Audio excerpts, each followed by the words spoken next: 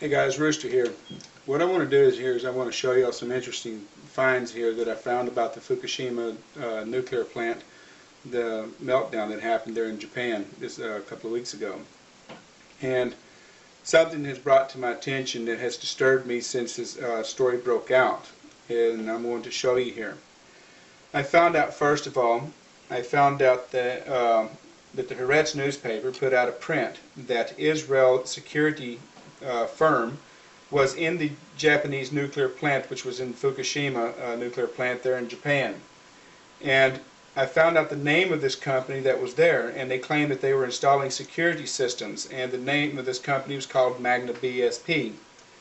And where I found out the location of where this Magna BSP firm was from, it was even more disturbing to me because of some other stories that I'm going to get to here in just a minute. They come from Dimona, excuse me, and they're inside of Israel.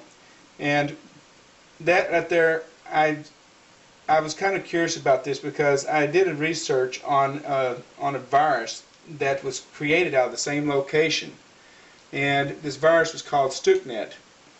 And when I went there, I found out that this was true, that they were there in the same location. This company comes from the same location in a military base there in Dimona, Israel, in the middle of the desert. So what I want to show you here is about the StuxNet, first of all, is that the Iranian was under nuclear ambitions and trying to build a nuclear capability for energy purposes inside of their country. And the Americans and the Israeli government have been trying their best since the Bush administration had taken office to dismantle their ambitions and try to disrupt their agendas of building a nuclear power plant. And so what the Israeli government and the United States did is that they created the most sophisticated virus that ever known to mankind, which was called StuxNet. And by their own admittance on the Haaretz newspaper and also the New York Times, they both admit that they were involved in this, in building and designing this, but they tried to be very secretive about it, not giving any details about it, but showing signs of celebrations of their success publicly on the camera and in council meetings around the globe. Wherever they met, they would talk about the subject and even have smirky smiles about their success that they managed to create a virus. And in this document here, they boast and brag about them planting this virus in a nuclear plant inside of Iran, causing this nuclear plant to shut down and self-sabotage and self-destruct. And they were successful about it and boasted about it here on this document.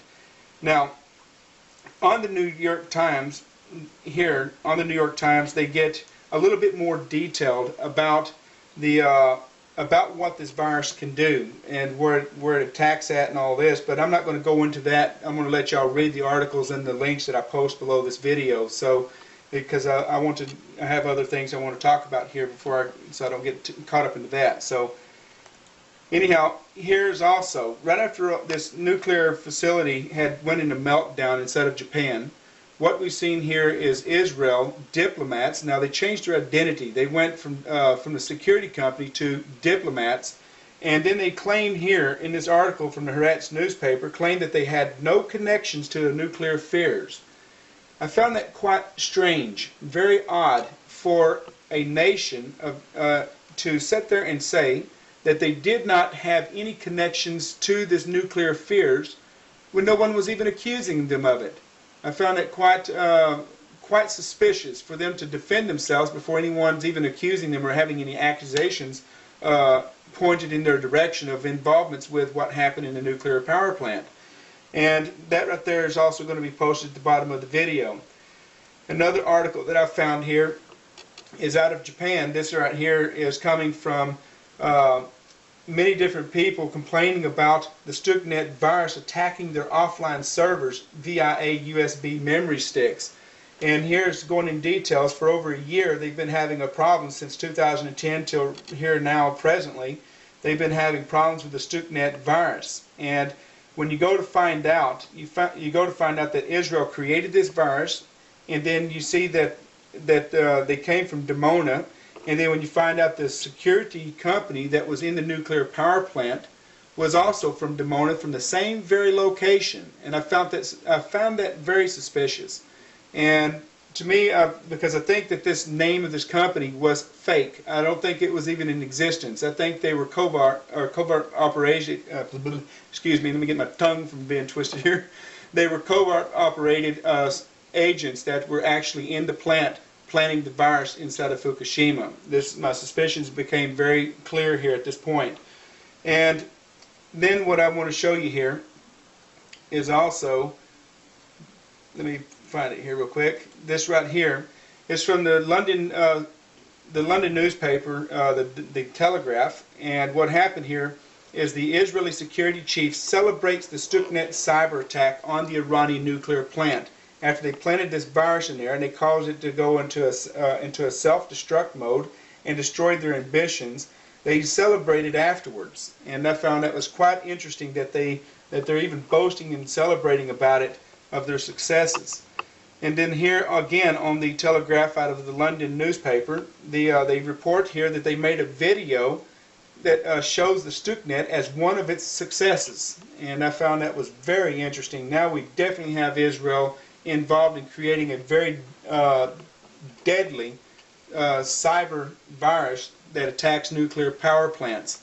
And this is what's the big talk about right now all over the media, this cyber fear, the cyber weapon, and they were all referring and reflecting to this particular virus here. And now we're getting more and more evidence that it was Israel altogether, definitely 100%. So anyhow, then after we started talking about all this and bringing it to the attention to the public about the truth behind Israel's involvements with creating the Stuxnet, what they did is they decided to go with a different angle with their agendas.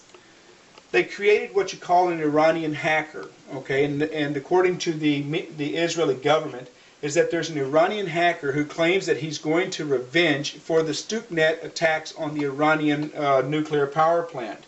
And as they go into the information with this guy here, about this guy, they don't even give his name, but they have his age. Now I found it's quite suspicious. Now how is it that they have his name, or have his age, but they don't have his name?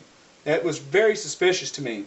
But they have all the information that he belongs to a commando group of hackers, a bunch of drunk boys sitting inside of, sitting on their couches, drinking beer and eating beer nuts, I don't understand this part right here, but how they have all this information, but they don't even have this guy's real name or who he is. But they just, this is right here was suspicious. So what I have drawn up in conclusion here is that Israel is intending to warn us that they're going to attack in the same way they did to the Iranian people, but yet they're going to make it look like the Iranian people are doing it, that are going to create this catastrophic event as a justification for a probably preemptive war agenda against the country of Iran. And then also we have this right here. You remember that they were saying on the news here this last week about the radiation plumes inside of the airspace. What I found was very interesting is that I found out that they were lying about the levels of the toxins in the air from this radioactive poisoning that was released into the air from the Fukushima plant. Because where they were lying at is that they were saying in the United States radiation monitoring systems revealed, they say here that they were offline. Now how can they sit there and give you an accurate level of what's really in the air if all of their monitoring systems are offline?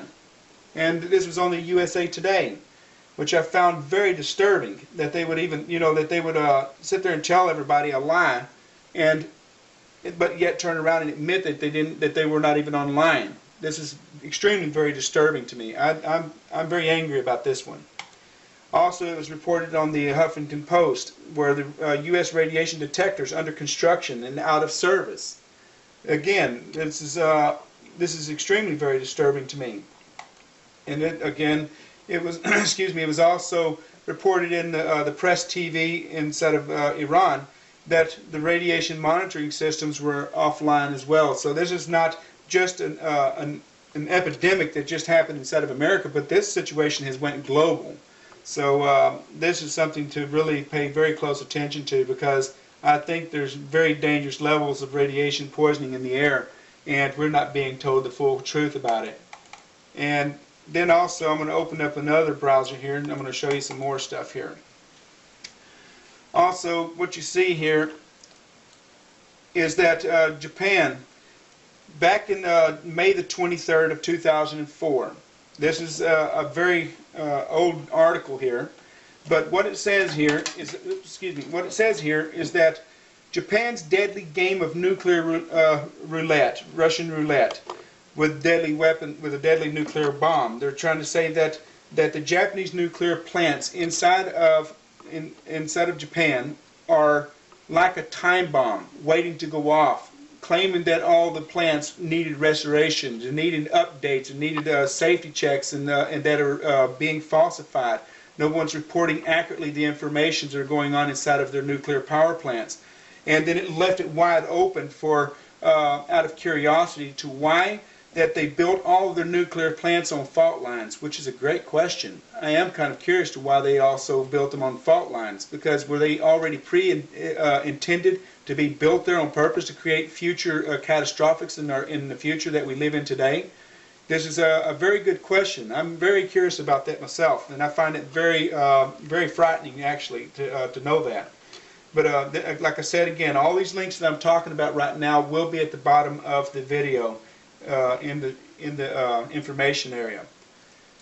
Also, malware affected Siemens, Win, CC, and PCS7 products, StuxNet. This goes into great details from Siemens, but very funny and ironic about Siemens. Siemens denies anything right here about this StuxNet affecting any of their systems. This right here is where the lie begins, from the German company. Because according to the articles that I've read from the Haaretz newspaper, from where I read from the New York Times, they said that this StuxNet was specifically designed to attack this Siemens machines. It was designed to learn this Siemens machines to counteract it and to create a sabotage firewall in the systems, but look and appear on the outside as everything is normal. And the only way that they could do this was to have access to those machines, and the company inside of Iran had a Siemens machines in their nuclear power plant, according to the New York Times. And this was a very interesting find right here, that they're even denying that it's affecting their their systems and stuff, but but it's maybe affecting other people, blah blah blah. You fill in the blanks here, but anyhow, I just found it very strange that they would say that. And then also, this is a guy here. His name is Kasper Sky. He has a Kasper Sky's Laboratories. What he does is he makes virus malware protection software. In other words, he makes virus protection softwares for computer systems and for high-level computer systems like nuclear power plants, etc., etc. And he goes on and telling everybody and warning everybody that the StuxNet virus is a very highly deadly cyber weapon that is intended to affect communication systems, airports, ships, and even military installations. Now, in military installations is referring to nuclear power plants as well. Not just only that, but also power plants. Well, nuclear facilities is a power plant. They use them for also feeding power to the city. And pipelines, oil, and etc., etc., and it just goes on and on and on. But he warns about how deadly it is. He gives details about what it attacks inside of the system once it's planted manually by USB memory stick. And then also here we have the nuclear power report. 14 nears misses at the U.S. plant due to Texas oversight. And then I'm just going to go on, and all these links here are going to be posted. StuxNet attack fears pushes our government to check its networks. Okay, see, they're already now concerned because none of their systems there are even checked out, and they're now worried about the vulnerability of the nuclear power plants being exposed to this StuxNet virus. In other words, this is more or less of a warning sign. That means that their guards are down. They have no protection against it. And then we go on and we just look at more information here about the subject, and I'm just going to go through here. These are all more information here that I'm going to also post on the bottom of the list. U.S. is vulnerable to cyber attacks. Experts cautions. Again, we have where they're deeply concerned about their vulnerabilities to this virus attack and everything on here. This is a very interesting scene here, view here to watch. Is a Sky News report. This is an actual video, which I'll post a link in the bottom of the video. But it shows the spin that they, as a way of trying to debunk the actual inventors of this StuxNet. They're trying to make it look like it's being delivered by black market. But this is what it is always about everybody being the fall guy. So it takes the focus off of Israel's creation of being the ones who are planting it everywhere around the world. And they try to spin it by saying it's terrorists, black market, who are doing all the terror attacks against everybody. But anyhow, this is Sky News talking about it and trying to spin it off the truth, and I'll put that in the link. And then also, in a computer worm, a possible biblical clue. Now this is very interesting, because everything in the Bible depicts exactly the end time prophecies about everything we're seeing today. But I look at this as not really a biblical prophecy. I look at this as a plan, but designed to trick the Christians into thinking that this is a God intent plan. And I will leave this to your thoughts. Even though there is a God, there is, in my opinion, there is a Creator who created mankind. But I think that all this biblical hoopla is a part of the global agenda to indoctrinate people to be at free will, at wanting to give up on their lives. And I'll leave you with that thought. But before I go, I have something I want to play. And I want y'all to watch this. This is from the founder who actually exposed this. His name is Ralph Langner. He's a German researcher and computer whiz, is what I like to call him. This guy's a brilliant man. He's the one that cracked the StuxNet's actual job. But I'm not going to play this. What I'm going to do is I'm going to post this on the link, because it takes too much time on this video. I only have 30 minutes of this video to play, and my time is just about out anyway. So. But I just posted on there, and I'll just give you the crackdown on it. But he goes into details, literal breakdown. He's the first one who broke the actual codes on the StuxNet and found out exactly what it attacks. So this is something definitely you must watch. You must really look at this, and please spread this information. This is very vital information that is endangering our lives, and I'm going to be straight up forward with you. We're not being told the truth about everything that went on in Fukushima. And we did find out that Israel had everything to do with that nuclear plant. So what I'm going to do here is I want to say thank you very much and for tuning into this. There will be another part coming to this subject if we find any more information to the subject. But as clear as I can say it, is that everything here is going to be posted at the bottom of the video that we found on it. And I believe that this is about as smoking gun as you can find, as close as you're going to get to the actual people that played inside of the role of this meltdown that happened in Japan. So by saying that, I want to say thank you all for tuning in. Until next time, hopefully that there's not going to be a next time that we have to talk about something as negative as this, but you know what they say, they come in foes. So I mean, it's like a dominoes falling one on top of another. So I hope the best for all of y'all. Good luck.